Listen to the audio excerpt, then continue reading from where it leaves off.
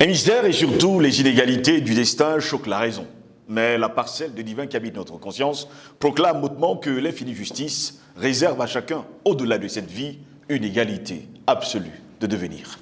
Mesdames, Messieurs, bonjour, très heureux de vous retrouver sur Panafricanist TV. C'est votre chaîne de télévision, la télévision de tous les Africains, de tous les panafricanistes, de tous les patriotes et bien sûr les nationalistes. Encore, au cours de cette autre édition de Parole panafricaniste, nous allons continuer à nous interroger. Climat, réchauffement climatique, que cherche l'Union africaine à Rotterdam? C'est notre grande interrogation. Climat, réchauffement climatique, que cherche l'Union africaine à Rotterdam? Le président de l'Union africaine, la personne de Macky Sall et d'autres dirigeants du continent africain, était à Rotterdam, aux Pays-Bas, ce lundi 5 septembre 2022, pour participer à un sommet sur l'adaptation de l'Afrique au changement climatique. Certains chefs d'État africains ont dénoncé l'absence de leurs homologues occidentaux à 2 mois et demi de la COP27 organisée en Égypte. Mais pourquoi participer à cette mascarade quand les Occidentaux eux-mêmes ne s'y intéressent pas? Les dirigeants africains ne savent-ils pas ce qui se cache derrière les pseudo-conférences sur le climat? En tout cas, nous nous interrogeons.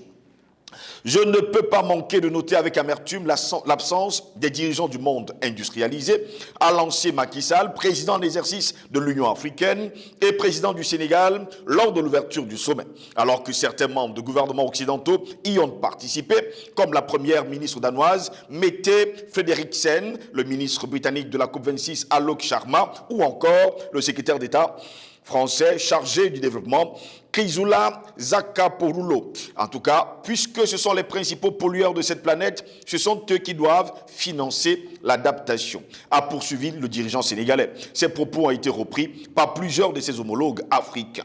Depuis quand, mesdames, messieurs, je vous pose la question, les Occidentaux vont-ils justement financer l'adaptation sur le climat? Peuvent d'ailleurs-ils le faire? En tout cas, nous nous interrogeons. Le sommet du lundi 5 septembre 2022 à Rotterdam réunissait notamment l'Union africaine, le Fonds monétaire international et le Centre mondial sur l'adaptation en soutien de l'adaptation de l'Afrique au changement climatique. L'Afrique, on nous dit très souvent, émet moins de 4% des émissions mondiales de gaz carbonique, on parle bien sûr de CO2, mais le continent paye le plus lourd tribut au réchauffement climatique, nous dit-on. Le communiqué final indique qu'il est le continent le plus vulnérable. Mais pourquoi c'est l'Afrique, le continent le plus vulnérable lorsqu'on parle de climat? Qui est-ce qui est derrière et qui veut empêcher l'industrialisation du continent africain? D'ailleurs, un homme, quelque part, Edmund Cole, déclarait qu'il ne faut pas que l'Afrique s'industrialise. Je voudrais également déplorer l'absence des leaders des nations industrialisées ainsi que des représentants du secteur privé qui sont, comme on le sait, les plus gros pollueurs, a déclaré Félix Tshisekedi, le fils de l'autre, de la République démocratique du Congo. Le continent africain, celui qui a le moins d'impact sur le changement climatique, mais paradoxalement, subit la majorité des conséquences de ces fléaux. C'est ce qu'il a justement déclaré. Mais qui a dit aux Africains que c'est l'Afrique qui subissait les conséquences, on va le dire comme ça, de ces fléaux? Plusieurs dirigeants africains ont récemment souligné l'échec de la communauté internationale à remplir les objectifs de la COP21 à Paris en 2015, c'est-à-dire contenir d'ici à 2100 le réchauffement climatique bien en dessous des 2 degrés Celsius par rapport au niveau de l'ère pré-industrielle, idéalement le limiter à 1,5 degrés. Mais selon l'Organisation météorologique mondiale, le réchauffement pourrait atteindre 2,5 à 3 degrés. Voilà pourquoi, mesdames, messieurs, ce matin, nous nous interrogeons. Climat, réchauffement climatique, que cherche l'Union africaine à Rotterdam? Ce matin, nous sommes avec l'honorable Amina Fofana, députée à l'Assemblée nationale du côté du Mali et surtout membre du Conseil national de transition, femme forte et surtout panafricaniste. Bonjour Amina Fofana et bienvenue à vous.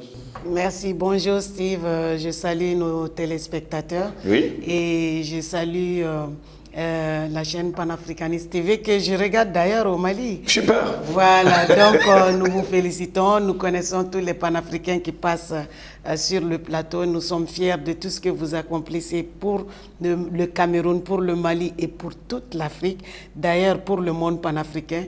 Grâce à vous, l'impérialisme français aujourd'hui est en déroute jusqu'à ce que Macron divague officiellement et publiquement devant tout le monde. Et tout ça a été rendu possible grâce au digne président patriote Paul Biya, à qui j'adresse mes sincères salutations. Oui. Dans cette lutte panafricaine, chacun fait sa part, chacun apporte sa pierre à l'édifice. Grâce à lui, le Mali, la lutte pour la libération du Mali est en bonne voie contre la France. La lutte pour la libération, la souveraineté de la Centrafrique est en bonne voie, et aussi pour tous les peuples africains. Et nous avons l'écho, nous savons les informations de comment il manage ce petit pays voyou qu'est la France. Donc je salue sa politique très discrète mais très efficace. Après cela, je vais aussi saluer mon père adoptif, le roi Bobok Guillaume, oui. Donc qui m'a adopté. Hier, mon ami, notre ami Paul Ella et moi-même sommes allés le voir, le rencontrer, et c'était vraiment très très bien. D'ailleurs, il va prendre part, il est invité avec 4 notables, puisque moi-même c'est African Revival à travers mon ami Paul Ella, oui. Voilà, qui m'a fait venir au Cameroun. Donc mon père le roi, quand on a été le saluer, il a dit qu'il allait prendre 4 notables avec lui pour les amener le samedi. Donc ça se passe à Bonadjo, à l'hôtel La Falaise de Bonadjo, salle Montcalm. Ce sera bien sûr samedi 10 septembre à 11h. 11h précisément. Voilà. Les intervenants sont tout simplement, bien sûr, elle-même, Amina Fofana, qui est avec nous sur ce plateau. Ouais. Et sans oublier Nathalie Yamb, on commence par les femmes. Ouais. On l'appelle la dame de Sochi, qui ouais. sera également avec nous, justement, ce jour-là. Et sans oublier Edmond Kuaté, Jonathan Batengene. Et on parlera justement de la souveraineté économique et politique des États. Le Mali parle à l'Afrique. Ce sera justement le thème de cette conférence que nous demandons à tous les Africains, bien sûr, d'y rendre. Les tickets d'entrée. Oui, tickets voilà, d'entrée. Je demande fortement, voilà, oui. 15 000 francs. Je demande fortement à tous mes fans, à tous les fans de Nathalie Yamb, à tous les fans, à tous les panafricains camerounais de se rendre là-bas, parce que moi, je ne serai pas disponible. Mon temps de voyage est très, très limité. Ce sera le seul endroit où je pourrai rencontrer tout le monde après la conférence. Donc, soyez nombreux et prenez note des 2 numéros à travers lesquels vous pourrez appeler pour acheter le billet. Même à défaut de cela, vous aurez les tickets d'entrée à l'entrée de la salle de conférence. Donc, le 237 69 98 49. Il faut lire.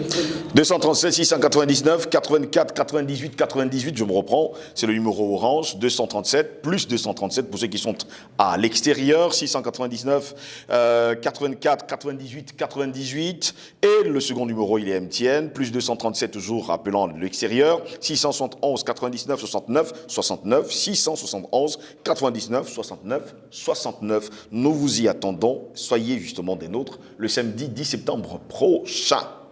J'espère seulement que vous avez bien suivi. Revenons à notre sujet ce matin.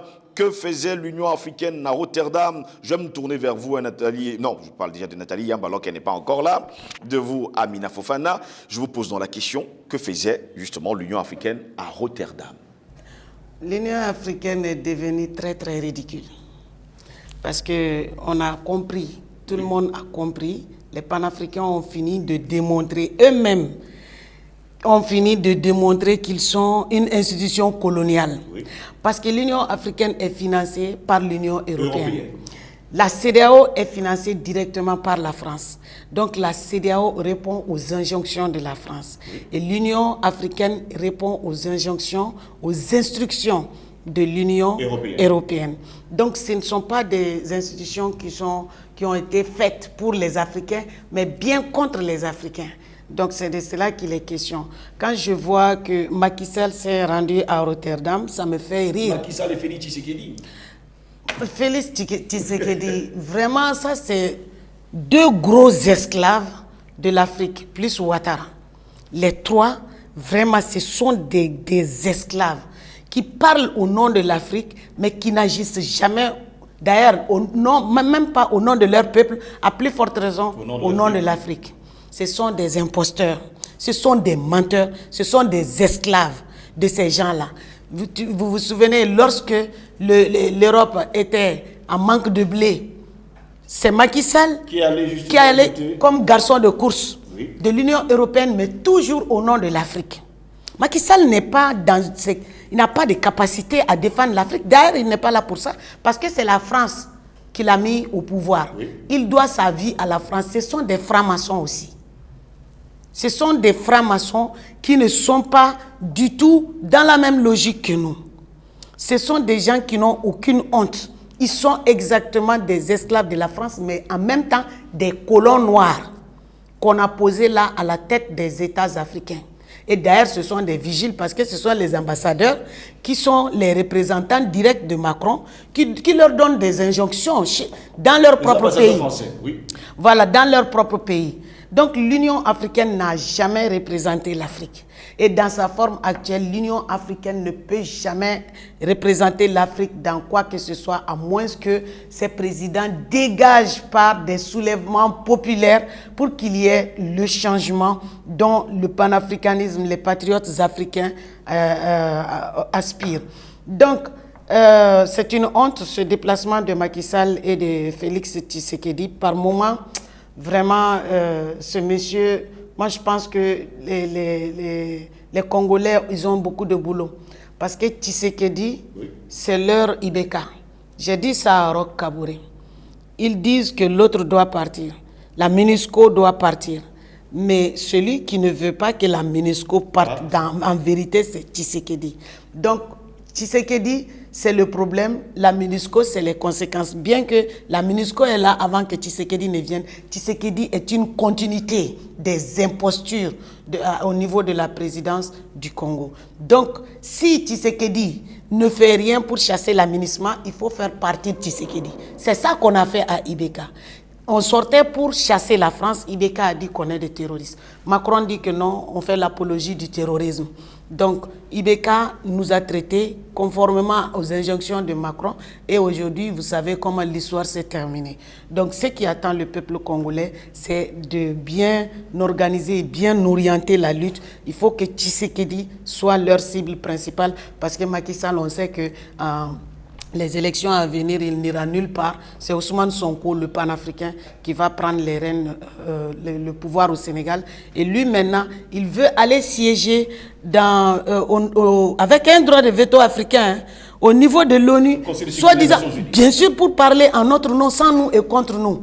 Donc, le masque blanc français, c'est pour ça que le Japon hypocrite, qui vient de se rendre compte que l'Afrique existe, enlève, c'est-à-dire la France veut enlever son masque blanc pour mettre le masque noir de Macky Sall. Et sous le masque noir de Macky Sall, il y a toujours le masque blanc.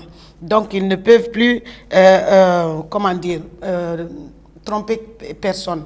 Maintenant, parlons du réchauffement climatique.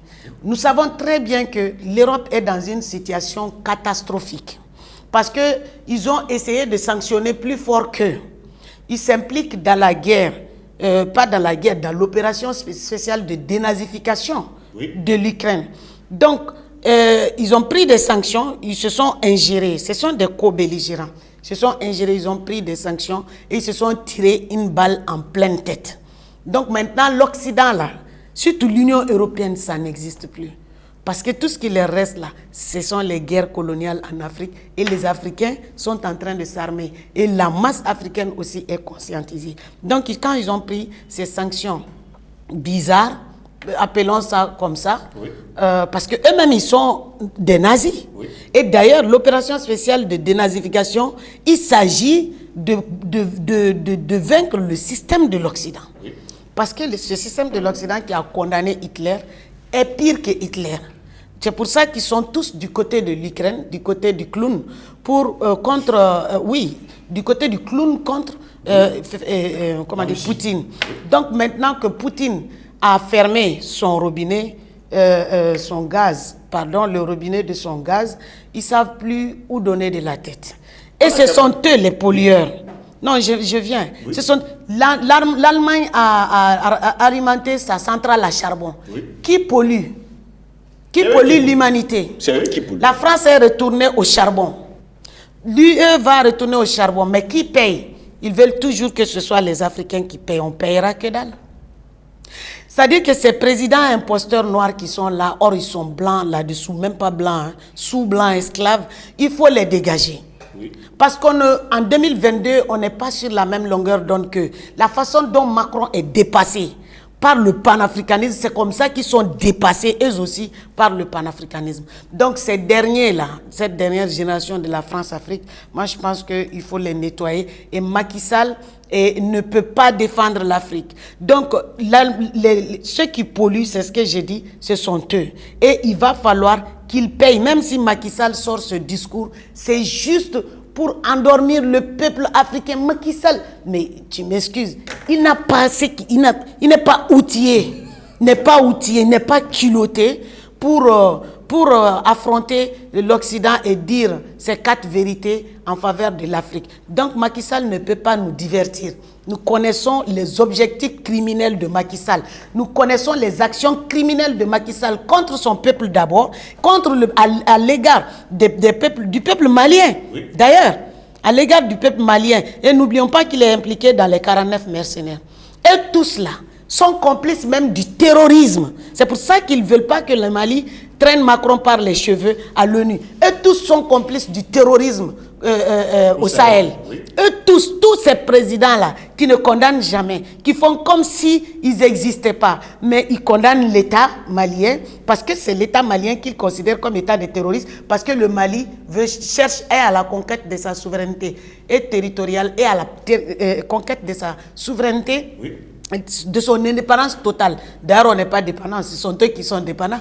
Aujourd'hui, le monde entier voit que c'est l'Union européenne, l'Occident, ce sont eux qui dépendent des autres. Donc, il lui reste encore une once d'intelligence à nos présidents, oui. Voilà, il va falloir qu'ils sortent de ce maudit franc CFA. C'est le moment. En tout cas, ils sont avertis. Sinon, nous ferons tout pour que les peuples les dégagent. Donc, concernant le réchauffement climatique, ce sont les pollueurs, oui. Qui accusent toujours ceux qui subissent. Donc, il est temps que l'Afrique change de dirigeance, que l'Afrique s'émancipe, que l'Afrique profite de maintenant, puisque c'est maintenant ou jamais, oui. Où l'Occident est à terre, mais en particulier l'Union européenne, il ne reste que sa bouche pour bavarder. Ils sont à terre, c'est maintenant que nous devons prendre toutes les mesures nécessaires pour enfoncer le clou dans leur tête.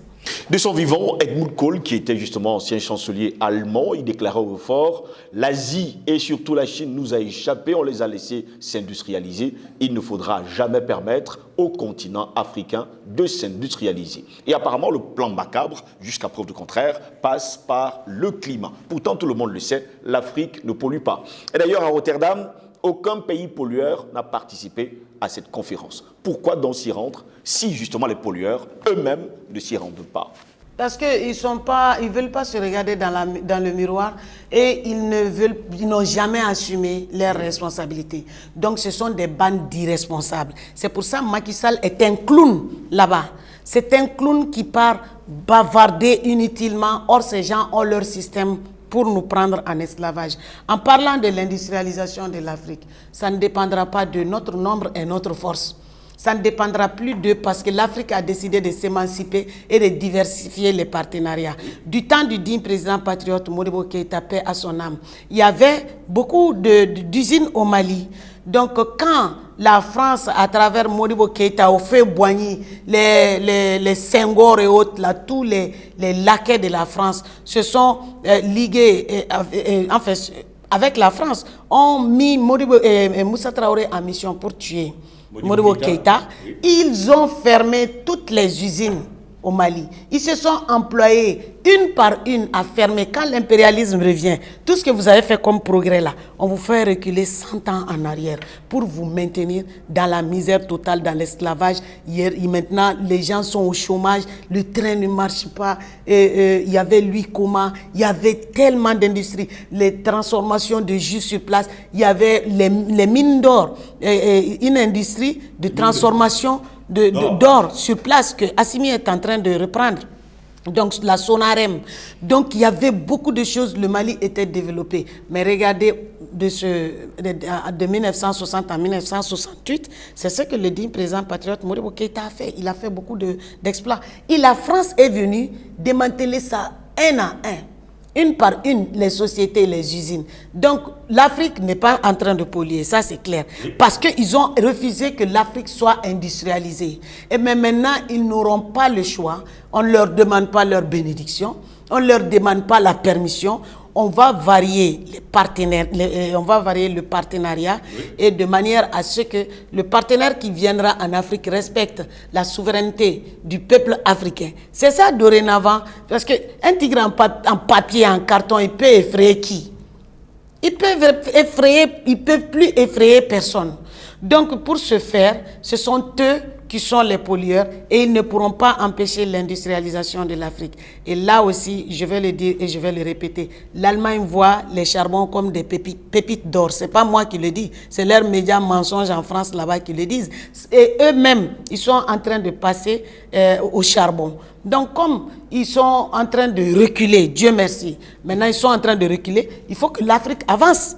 Oui. Parce que c'est notre vie qu'ils ont usurpée à travers le pillage de nos ressources naturelles. Comme l'Occident est aujourd'hui, c'est comme ça, l'Afrique devait être même plus puissante que cela.